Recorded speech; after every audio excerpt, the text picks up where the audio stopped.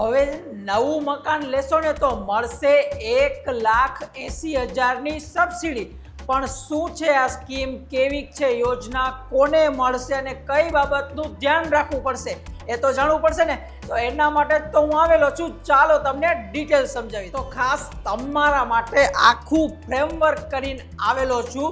PMAY એટલે પ્રધાનમંત્રી Awas Yojana urban 2.0 અંતર્ગત આપણી આ સ્કીમ આવે છે કે જેની અંદર નવું મકાન લીધું હોય ને એની હોમ લોન ઉપર તમને મહત્તમ 1,80,000ની સબસિડી મળવા પાત્ર છે। પરંતુ આ સબસિડી કોને મળશે એની એલિજિબિલિટી એટલે કે માપદંડો શું છે ને તે ચકાસીએ। તો એલિજિબિલિટીમાં પહેલી જ વસ્તુ આવશે કે નવું મકાન શહેરી વિસ્તારમાં લેવું કમ્પલસરી છે, કારણ કે અર્બન એરિયાની સ્કીમમાં આપણે એનરોલ કરીએ છીએ। બીજી વસ્તુ કે 1 વર્ષની અંતર્ગત 9 લાખથી અંદરની તમારી ફેમિલીની ઇન્કમ રહેવી જોઈએ।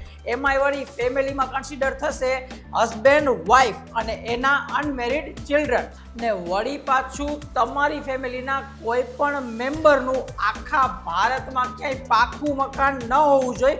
ને ચોથું, અપ્લાય તો જ કરજો કે આની પહેલાં મકાન અંતર્ગત ગવર્મેન્ટની કોઈ પણ સ્કીમમાં તમને સબસિડી ન મળેલી હોવી જોઈએ। પાછું તો થોડીક આંકડાની ગેમ આમાં આવીને તો મકાનની વેલ્યુએશન 35 લાખથી નીચી હોવી જોઈએ અને તમારી હોમ લોનની રકમ 25 લાખથી નીચી હોવી જોઈએ, તો જ આ સબસિડી તમને મળવા પાત્ર છે। ને તમે જે ઘર પરચેસ કરો ને તે પણ મેક્સિમમ 120 સ્ક્વેર મીટરથી ઓછી સાઇઝનું હોવું જોઈએ। અને હવે હા, લાસ્ટ, કોઈ પણ મકાન તમે પરચેસ કરતા પહેલા એક વાત ખાસ નોટ કરજો કે એક પ્રોપર્ટી ઉપર એક જ વાર સબસિડી મળવા પાત્ર છે। એટલે જો તમારા મકાન માલિકે પહેલેથી સબસિડી લઈ લીધી હશે તો એ રિસેલ યુનિટ ઉપર તમને સબસિડી નહીં મળે। અને જો હવે આ બધા માપદંડોને તમે પાસ કરતા હોય ને તો તમને જરૂરથી જરૂર આ 1,80,000ની સબસિડી મળવા પાત્ર છે। પણ આ પૂરેપૂરી 1,80,000ની સબસિડી કઈ રીતે મેળવી શકી અને આ સબસિડી જમા કઈ રીતે થાય ને એની પ્રોસિજર જાણવી તો ખૂબ જ જરૂરી છે, તેની ચર્ચા કરીએ। તો જો સબસિડીની અમાઉન્ટ પૂરી મેળવવા માંગતા હોય ને તો 2 ક્રાઇટેરિયા ફૂલફિલ કરવા જ પડશે। પહેલું કે તમારી હોમ લોનની અમાઉન્ટ 8 લાખથી તો ઉપરની હોવી જ જોઈએ, તો જ પૂરી રકમ 1,80,000 તમને મળવા પાત્ર છે।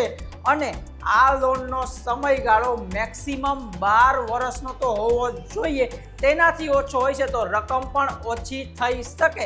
હવે કઈ રીતે જમા થાય છે આ સબસિડી? તો પહેલાની જેમ સીધી 1 ઇન્સ્ટોલમેન્ટમાં નથી થતી। તમને 1,80,000 5 ઇન્સ્ટોલમેન્ટ દર વર્ષે 1 ઇન્સ્ટોલમેન્ટ મળવા પાત્ર છે, જેના માટે તમારી હોમ લોન પણ 5 વર્ષ તો ચાલવી જ જોઈએ। એટલે કે 5 વર્ષ પહેલા જો કોઈએ હોમ લોન ભરી દીધી ને તો સબસિડી મળશે નહીં। અને લાસ્ટ, આ સબસિડીની અમાઉન્ટ સીધી જ તમારા બેંકના લોન અકાઉન્ટમાં જમા થશે કે જેના લીધે તમારું કાં તો EMI કાં તો લોનનો સમયગાળો ટૂંકો થઈ જાય। હવે જો તમે સબસિડી માટે આ બધા જ ક્રાઇટેરિયા ફૂલફિલ કરતા હોય ને સબસિડી 1,80,000ની મેળવવા માંગતા હોય ને તો આ 4 વસ્તુનું તો ધ્યાન રાખજો જ, નકર પણ તમને સબસિડી મળવામાં ઘણી બધી પ્રોબ્લેમ થઈ શકે છે। જેમાંની છે પહેલી કે ગવર્મેન્ટના ઓફિશિયલ યુનિફાઈડ પોર્ટલ ઉપરથી તમારે અપ્લાય કરવાનું રહેશે। પ્લસમાં તમારી હોમ લોનને ક્યારેય BT એટલે કે બેંક ટ્રાન્સફર 5 વર્ષની અંદર તો ન જ કરાવતા, નકર આ સબસિડી તમને મળવા પાત્ર નહીં થાય। જે બેંકમાંથી લોન લીધેલી હોય એ જ બેંકમાંથી સબસિડી માટે એપ્લિકેશન કરવાની રહેશે। અને આ લોન તમારી સેન્કશન અને ડિસબર્સ તારીખ 1/9/2024 એટલે કે સપ્ટેમ્બર 2024 પછી જ થયેલી હોવી જોઈએ, તો જ તમને આ સબસિડી મળવા પાત્ર રહેશે। તો દર્શક મિત્રો, આ હતી સબસિડીની એટલે કે જે નવી સબસિડી શરૂ થઈ ને જે 2029ના વર્ષ સુધી વેલિડ છે એની ટોટલ ડિટેલ્સ જો હજી પણ કાંઈ ન સમજાતું તો કમેન્ટ સેક્શનમાં જરૂરથી પૂછી શકો છો। અને જો આ માહિતી યોગ્ય લાગેલી હોય ને તો પેજને જરૂરથી ફોલો કરી લેજો। પ્રોપર્ટીના બધા સારા ઓપ્શન અને એ પણ ઇન્ફોર્મેશન સાથે એક જ જગ્યાએ ગૃહ નિર્માણ રિયાલિટીમાં। આપણે મળશું આપણા નવા વિડીયોમાં, ત્યાં સુધી જય હિન્દ।